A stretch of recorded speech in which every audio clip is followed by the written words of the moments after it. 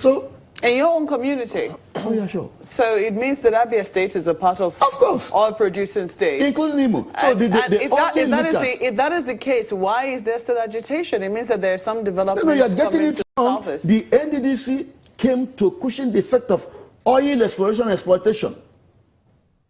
That's why I came to when they saw that those who have oil are being cheated, are being marginalized, they suffer degradation. Therefore, they said they come and cushion the effect of oil exploration. Do you know the gas flaring, what it does? Do you know that people suffering from cancer and blindness in South compared to those in Abuja or other areas? Have you taken that study?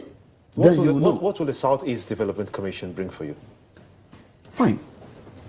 They will now pilot, drive, and bring about development that will cut across the region. Not just purely, for example, the road linking, let me give you an example, Umuahia, Owerri, Onitsha. Who state will do it? It's a regional thing. Now, they will look at, for example, they can create, for example, a technical school somewhere about something. They know what to do. We know what to do. We're asking for regional development commission where resources will be pooled and have an economic zone and plan and down the tension of neglect. Is it going to be funded by the state? I mean, the federal government. The funding is broad. Ecological fund, part of it. Part of taxes that will come from those operating in states, depending on donations and contributions from the states and all whatnot. But these things are already being managed. They're not harnessed. You need a platform, you need a legal framework to harness the region. They're not harnessed. You asked for, I think part of the funding is supposed to be 3% of the budget of gas-producing companies. That operates in the area. That operates in the area. Yes. In the area. Yes. Do we have any as we speak? Of course. There are gas-producing companies. You don't think that this would be best approached through the state governments? Because there's also, I know that once, the state of the South came together to form what they call Braced Commission. And the idea was to create a general blueprint and, something that will bring development to the region. You don't think that the Southeast Governors Forum is capable of achieving what it is that you're looking for the Southeast Development Commission if they've not done it and legislators have decided to, using legislation to put them together, what's wrong about that? But you're here to tell me what is wrong with having that commission.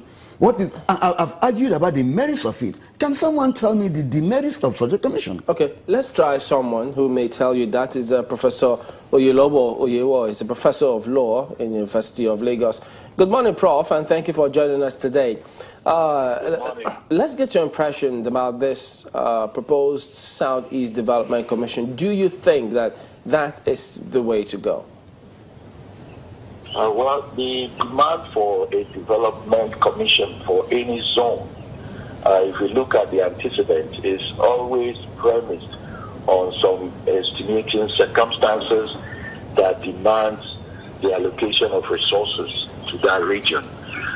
If you look at the Niger Delta Development Commission, it was a response to environmental degradation and all forms of environmental violations arising from the exploration and exploitation of oil and gas in that region, and the revenue that was accruing to the nation as a result of that.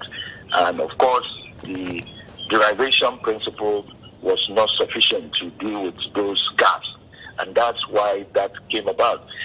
The agitation for the Northeastern Development Commission was as a result of the Boko Haram invasion and creating special IDP problem and also restoration problem after the devastation of those region, of that particular region.